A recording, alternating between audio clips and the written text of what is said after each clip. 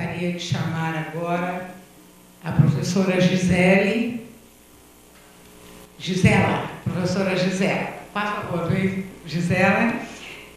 Ela é doutora em psicologia, ela é psicanalista e ela é professora na graduação e na pós-graduação do Instituto de Psicologia da Universidade de Buenos Aires.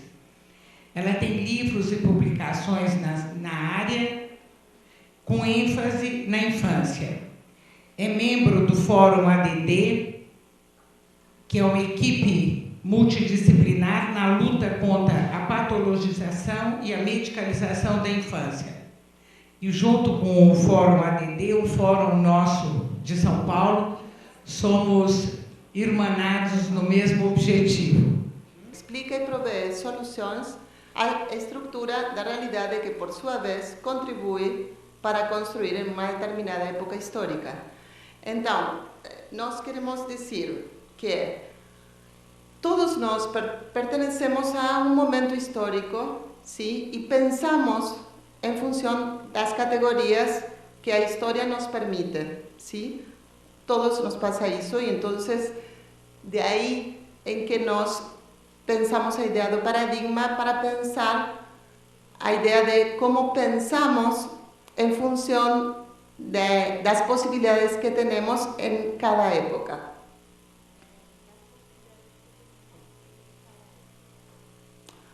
Michel Foucault falava que a verdade é uma espécie de erro que tem a seu favor o feito de não poder ser refutada, porque a lenta coação da história fez inalterável.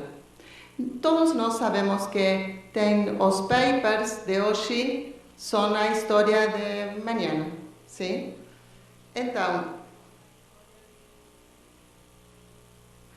quero que podamos pensar acerca de quais são as premissas com que pensamos em la ciência moderna. Temos que revisar as lógicas que atravessam os modos de construir os saberes científicos na atualidade, pero qual nos permitirá questionar algumas certezas em aparência inamovíveis, já que, como dizia Foucault, a verdade é uma espécie de erro.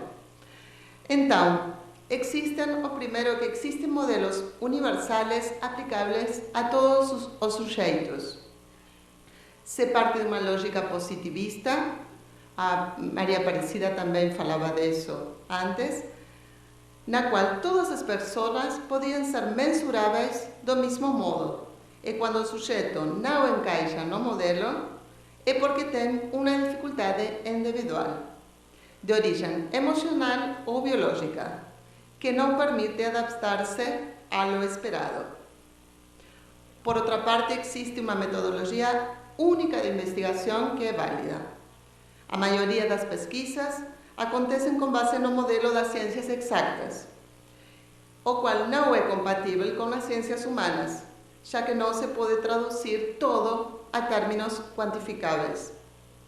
Com tudo isto, não significa que uma disciplina, em meu caso como o psicoanálise, não possa fazer pesquisa, só que terá que encontrar as maneiras de validar os resultados e transformá-los em questões sem perder de vista a dimensão subjetiva de cada caso.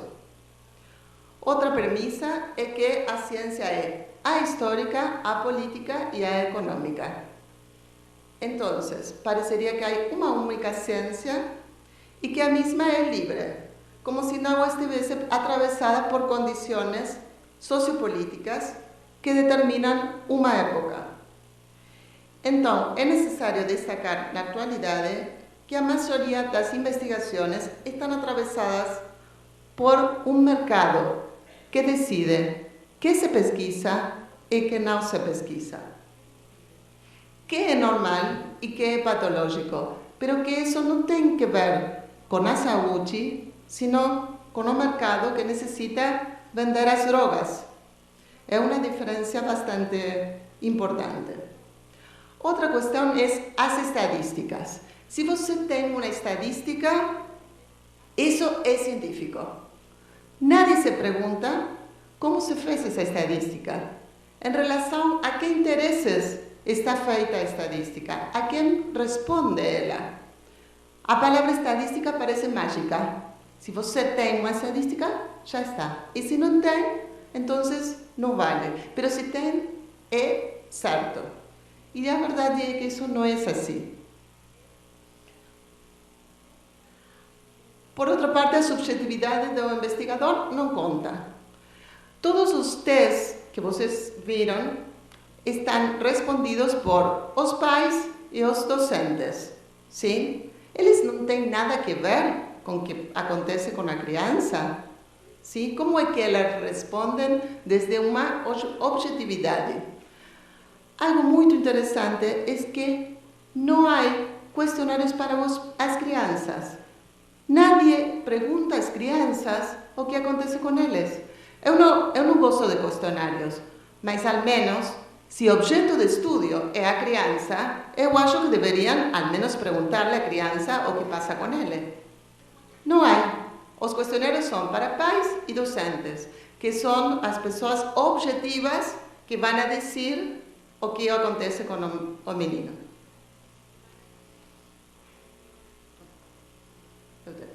Então, o meu propósito com este encontro, com o que quero transmitir para vocês, é, primeiro, desnaturalizar as categorias definidas como inalteráveis. Já começaram, Maria Aparecida e Steven, eles começaram a fazer isso. Complexizar os modos de pensar e criar novas ferramentas para velhos e novos problemas. Porque isto não é um problema novo, mas agora, com o mercado tentando ter mais clientes, mais clientes, ele empeorou, mas não é novo. Então, eu acho que se nós podemos introduzir o paradigma da complexidade, podemos pensar de um modo diferente. O principal, eu acho que é sair da causalidade linear. Orgânica ou psíquica, para mim é o mesmo.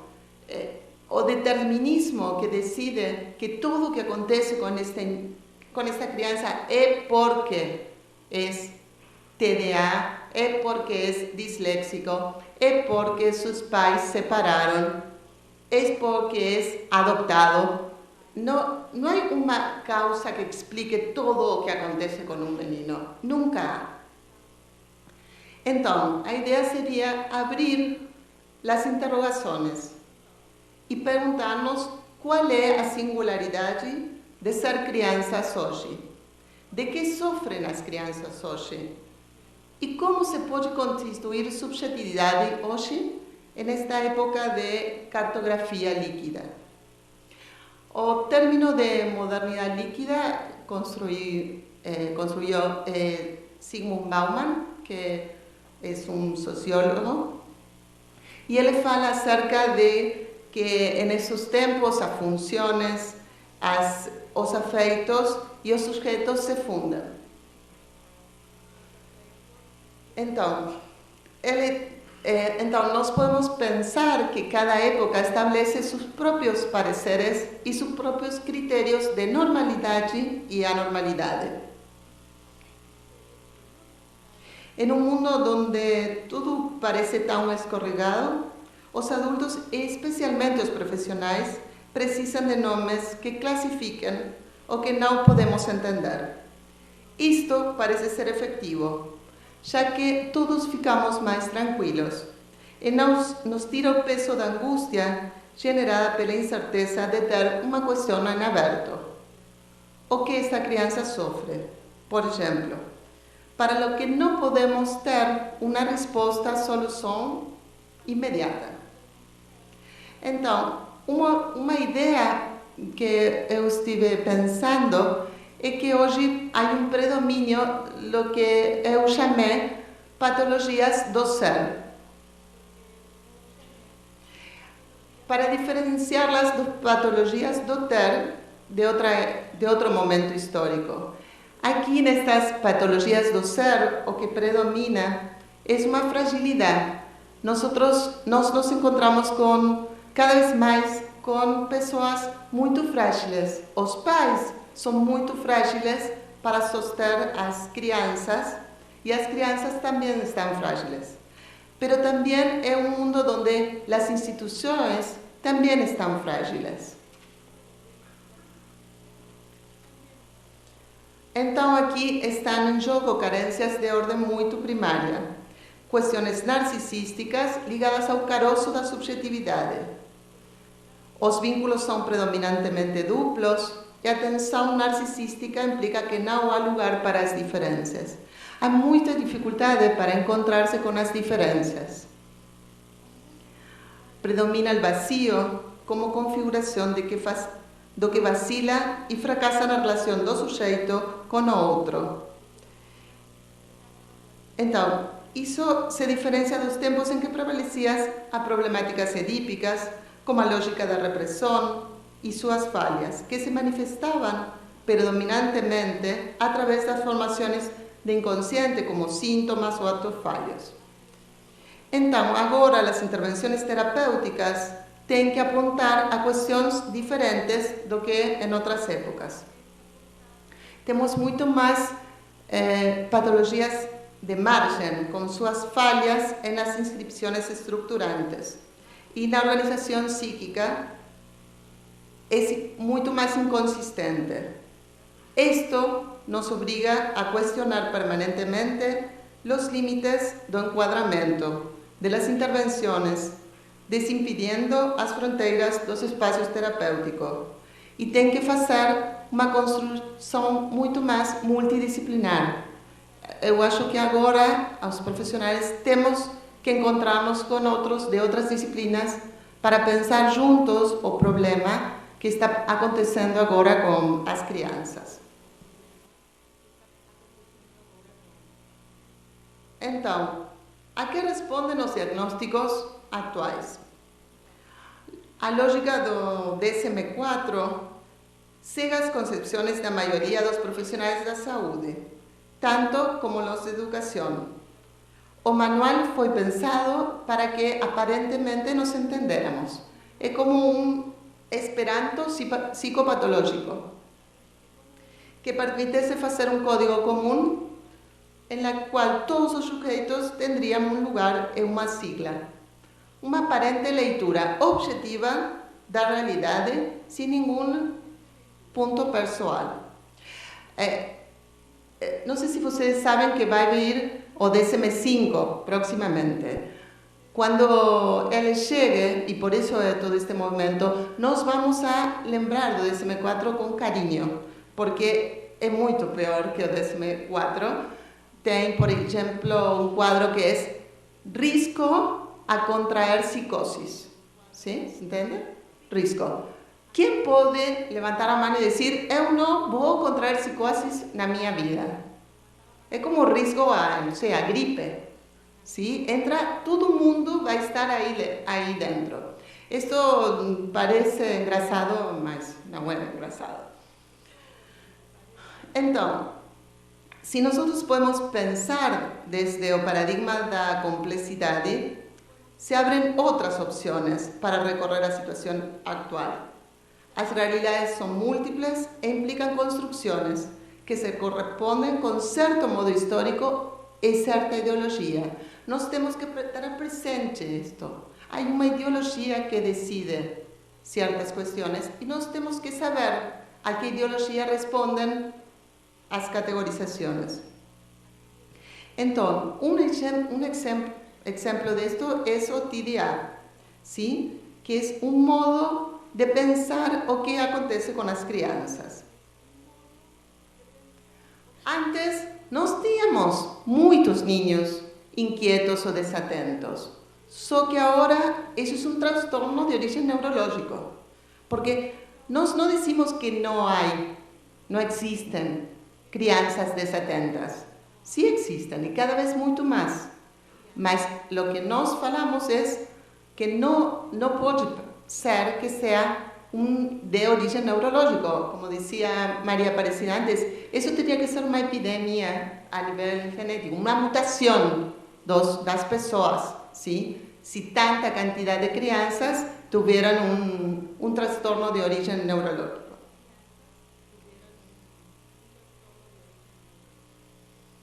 Então, este modo de pensar a realidade tem múltiplos riscos. O primeiro é o etiquetamento da infância. A rotulação da infância, cujas consequências podem ser muito perigosas, sobretudo quando estamos pensando em sujeitos que estão em processo de constituição. Uma criança é um sujeito em processo de constituição. Então, o que acontece com ela quando desde pequenininho diz para ele que ele é TDA, que ele é disléxico, que ele é TODI? Então, nós pensamos que a criança constitui seu psiquismo e sua subjetividade no vínculo com outros significativos, para logo sair ao mundo externo do âmbito primário, no qual continuará constituindo seu processo de subjetivação. A escola pode ser um lugar onde essa criança tenha uma nova oportunidade, mas se na escola diz que essa criança é doente, essa criança passa a ser doente, passa a ser doente para toda a vida. Não é só nesse momento, é para toda a vida. Então, com respeito aos diagnósticos, Silvia Bleichmar, que era uma psicoanalista argentina, mas trabalhou muito aqui no Brasil, ela dizia que nós temos uma responsabilidade profissional muito grande quando ponemos um nome a uma criatura, sim? Quando nós dizemos, ele é TDA, sim? Então, nós sim temos que fazer diagnósticos, mas temos que fazer diagnósticos que nos permitam pensar o que sucede com a criança, pensar en el futuro de esa crianza.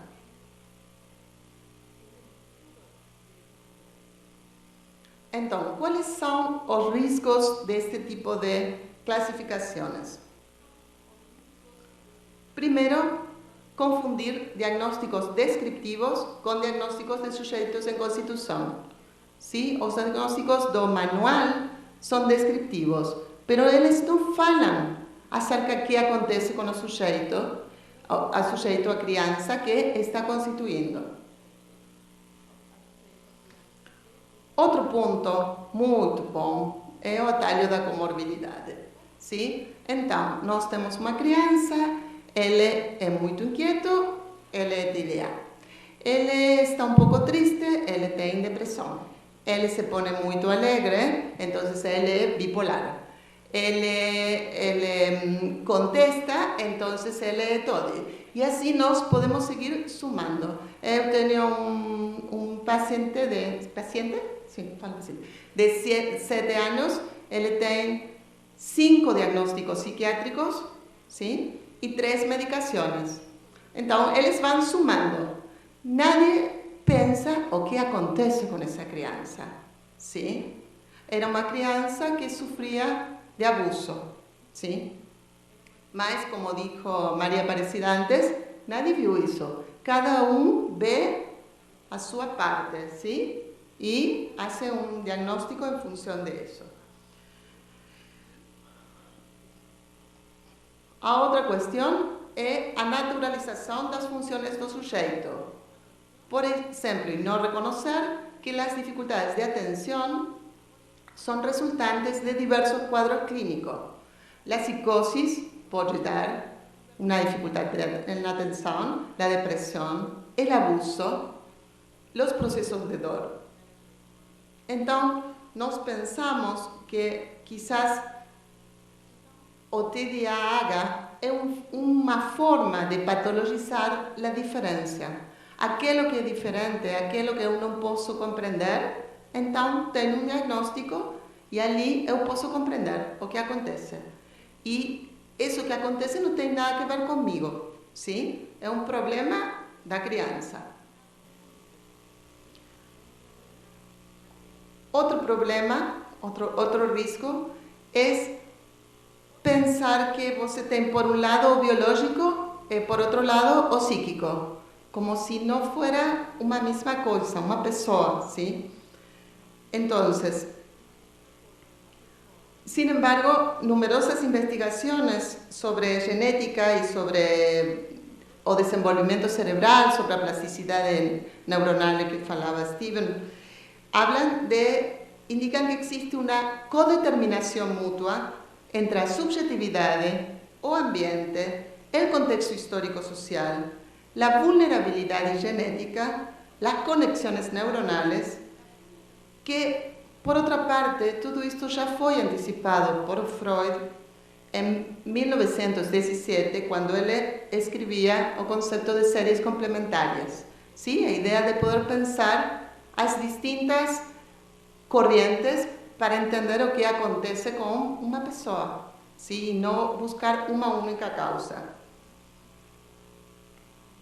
Entonces, en este modo de pensar, se dejan fuera a subjetividad, el sufrimiento, el conflicto, la responsabilidad y la historia de las personas.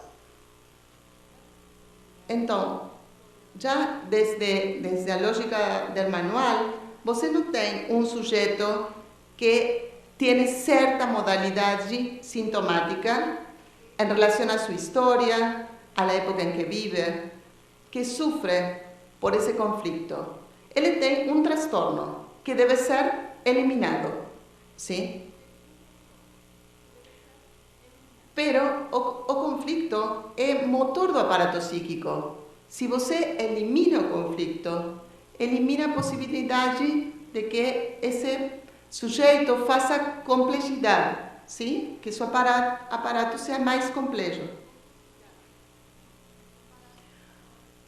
Entonces, lo que tenemos, Elisabeth Roudinesco, que es una psicoanalista francesa, ella fala que cada vez tenemos más depresión. De hecho, a depresión pensada como o mal da época, ¿sí? Nos adultos. Entonces, nós temos as crianças medicalizadas con Ritalina y los adultos con Prozac, ¿sí? Mas temos que pensar se hay una relación entre el Prozac na adultez y a Ritalina na infancia, ¿sí? Porque es algo, al menos, extraño para mí.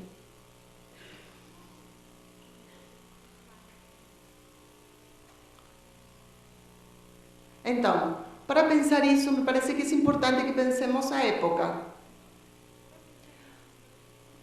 ¿Cuáles son las modalidades psíquicas que temos agora? ¿Sí? Hay un predominio do desligamento. As crianças com as quais nos encontramos hoje, na clínica e nas escolas, são crianças incontinentes. Isso está relacionado com os límites, mas límites como constitutivos desta diferença entre eu e o outro. Demarcações que diferenciam as gerações e delimitam claramente que meu adulto é a criança.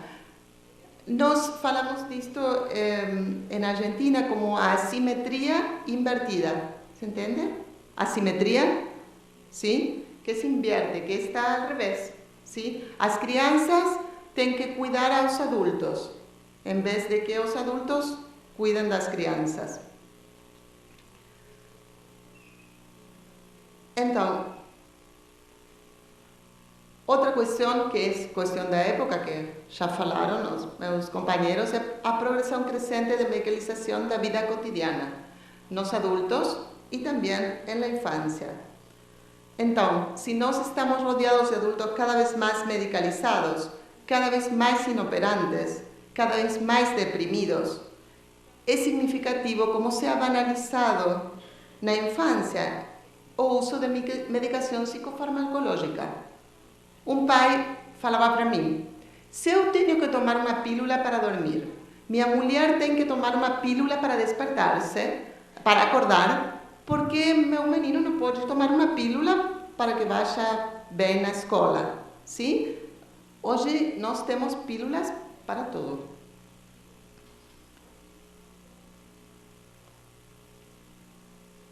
Então, há uma ideia de que existem soluções simples para os problemas complexos da vida, sim? Uma pílula é aparentemente uma solução simples. Se você tem uma solução simples, por que não dar ela? Porque não é tão simples, sim? Porque tem consequências, Maria Aparecida mostrou para vocês, sim? As consequências de essas pílulas que parecem tão boas, que podem ajudar as crianças a estar bem na escola. Então, hoje nós temos um predomínio da imediatez. Não sei se vocês têm aqui o chame já na televisão, ou ligue já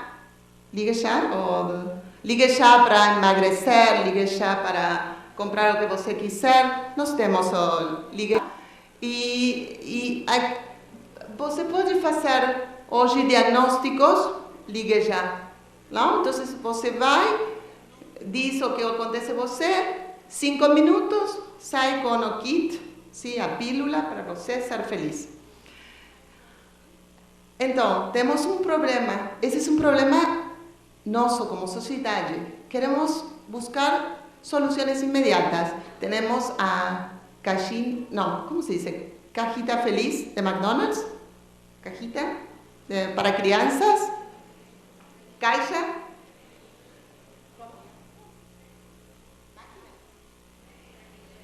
Mac feliz. Isso? Ok. Ou como o Mac feliz para entender como se fazem hoje os diagnósticos, não? Então, com essa modalidade, se produzem intervenções expulsivas que desalojam o suposto problema, mas com ele também a criança. A criança queda fora o problema, queda fora a criança. A criança como um sujeito, sim? Um sujeito que está sofrendo, que algo acontece com ele. Agora eu quero mostrar para vocês algo que eu não fiz. É um conto que ele está na internet. Quem vai ler? Você quer ler? Porque Maria Aparecida, você vai ler? O conto. Ok. Eu vou tentar sacar isto um pouquinho.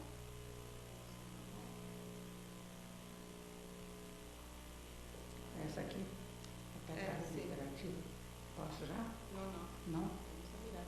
Ah, tá. Vamos avançar aqui.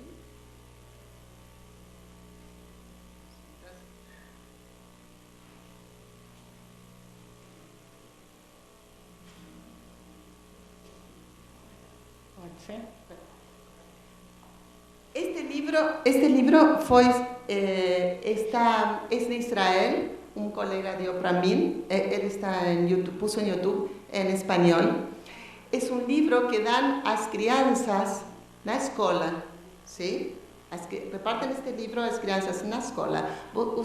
Vocês têm que escutar muito bem para pensar o que está acontecendo. Shelley, a tartaruga hiperativa.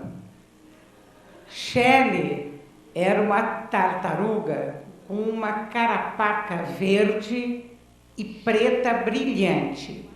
Era uma tartaruga bonita e muito inteligente, mas era diferente do resto das tartarugas de sua escolinha e da lagoa em que vivia. Todos sabem que as tartarugas andam devagar e ficam quietinhas, imóveis por horas e horas. Porém, Shelley era uma tartaruga muito particular. Ainda que lhe pedissem, o pequeno Shelley não conseguia ficar quieto por muito tempo. Às vezes, na escola, pulava de mesa em mesa e girava, fazendo círculos como um peão, com sua pequena carapaça. Outras vezes, escapava de sua cadeira e corria por toda a sala de aula. Durante a merenda, ela gostava de jogar comida sobre os seus companheiros para se divertir. O motorista do ônibus escolar sempre ficava com raiva de Shelley, já que custava muito ficar no banco e permanecer quieto. Pobre Shelley, parecia que não fazia outra coisa a não ser bagunçar e terminar na sala do diretor. Cada manhã prometia para sua mãe: hoje serei um bom menino. Mas toda manhã acontecia algo ruim. Na piscina da escola, Shelley não tinha muitos amigos. As outras mães acreditavam que Shelley era uma tartaruga má e não permitiam que seus filhos brincassem com ele. Às vezes, Shelley quebrava brinquedos e todos ficavam muito bravos com ele.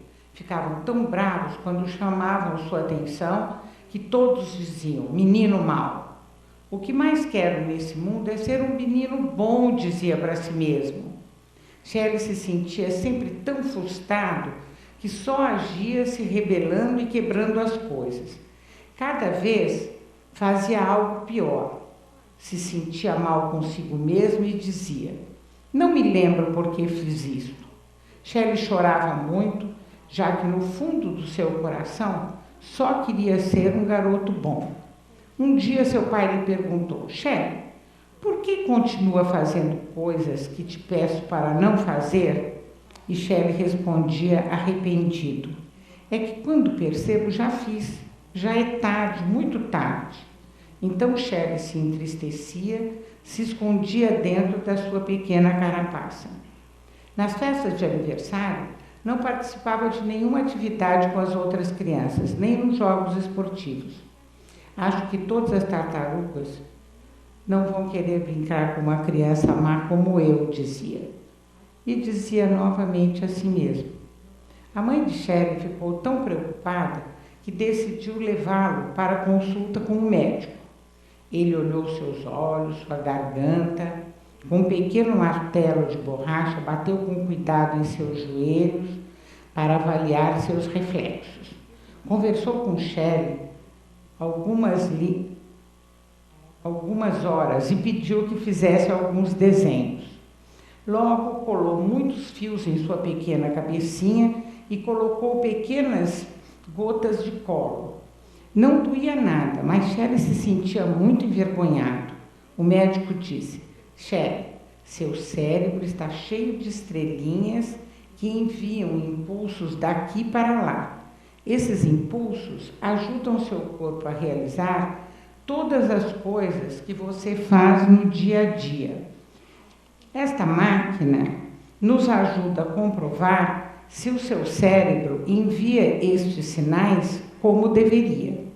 Finalmente, o doutor informou a mãe de Shelley que Shelley era uma tartaruga hiperativa. Que palavra engraçada, disse Shelley ao escutá-la. Não entendo o que significa. Então o médico explicou que algumas tartaruguinhas custam a ficar quietas, imóveis em lugar, e que essas crianças são hiperativas. Pois és um bom garoto, Shelley, lhe disse o médico, e seus pais, seus professores e eu queremos te ajudar. Shelley escutou com atenção as suas palavras e em seguida sentiu-se muito melhor.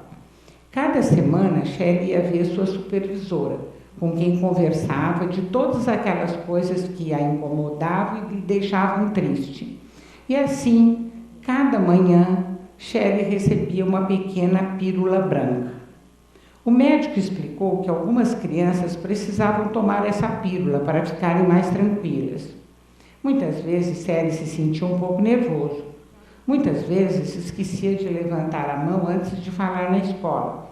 Algumas vezes, gritava no ônibus escolar, ia para baixo do seu banco, às vezes ficava nervoso e se sentia inquieto por dentro. Entretanto, não mais como antes de seus pais e do médico o ajudarem. Agora, Shelley já não é mais uma tartaruga triste, já que finalmente se deu conta de que todos o consideravam um menino mau. Percebeu que os seus amigos gostavam dele e, aos poucos, foi sentindo cada vez menos triste e cada vez mais e mais amigos. Então, este é um conto que você feito por o laboratório, sim? É muito grave o que está acontecendo com as crianças, não? E a modo de pensar o que sucede. Eu tomei algumas ideias para pensar o que este conto quer dizer, não? Primeiro, por que exigir a uma criança que para ser aceito tem que ser absolutamente diferente do que ela é?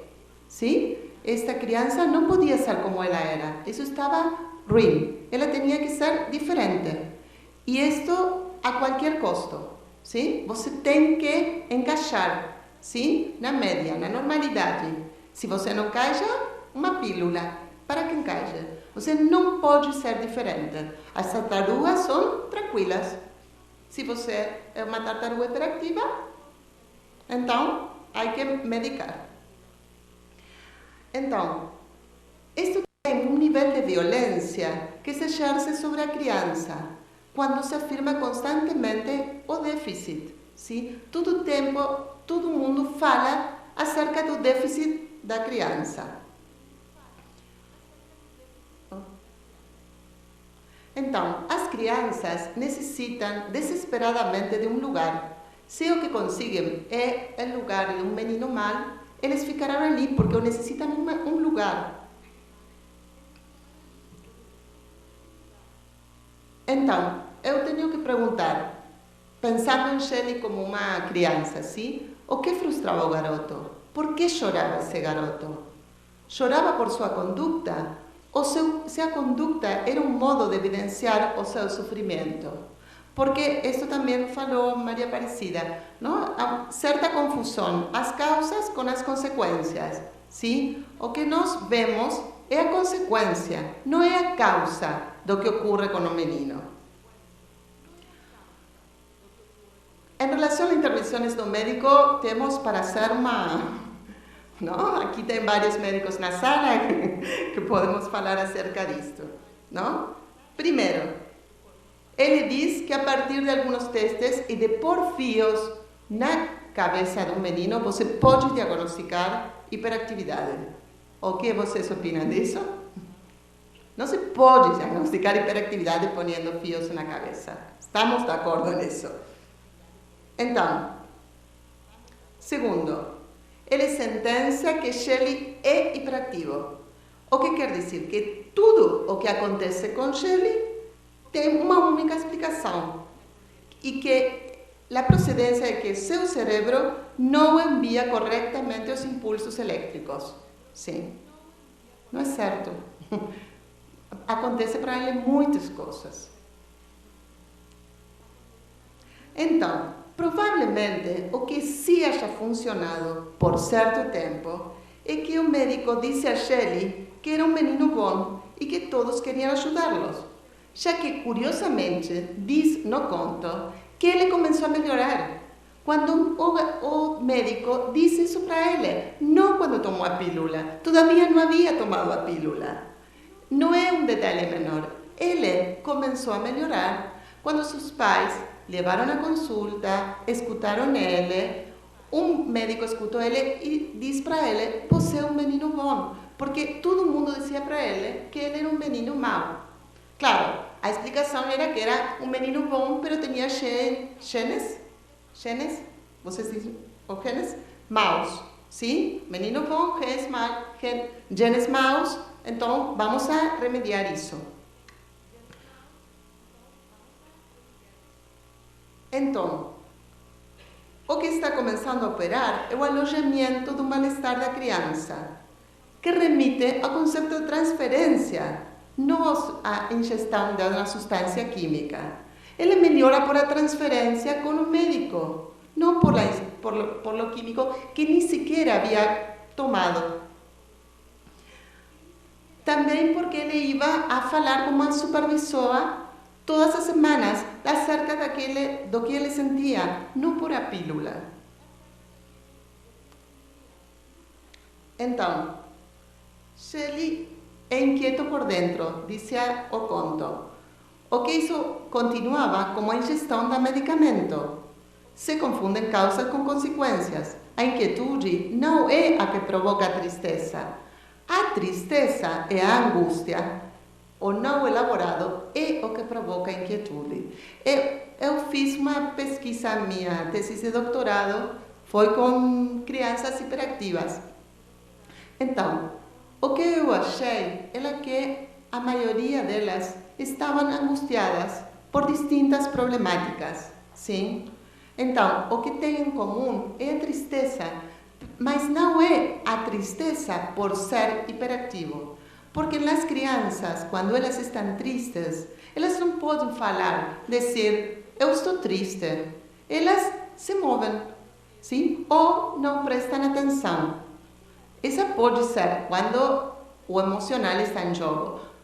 Por supuesto, elas podem não atender ou estar por outras razões, podem não atender porque não têm boa alimentação, podem não atender porque não descansam o suficiente, podem não atender por outras razões psicológicas que eu falei antes. Mas as crianças que não atendem por fatores emocionais têm muitas vezes que ver com a tristeza, com algo que angustia eles, com algo por lo que eles estão sofrendo e nadie pergunta para eles de que se trata isso. Então, Shelley, como muitas crianças, tem problemas diferentes que coincidem em seu comportamento. A hiperatividade, a impulsividade, o desafio. As razões podem ser diversas. Os profissionais temos que dar um lugar para a escuta, para o jogo simbólico, para a troca genuína que produza intervenções subjetivas, sem silenciar as angústias com diagnósticos incapacitantes e intervenções medicamentosas que possuem consequências adversas ao sujeito em constituição.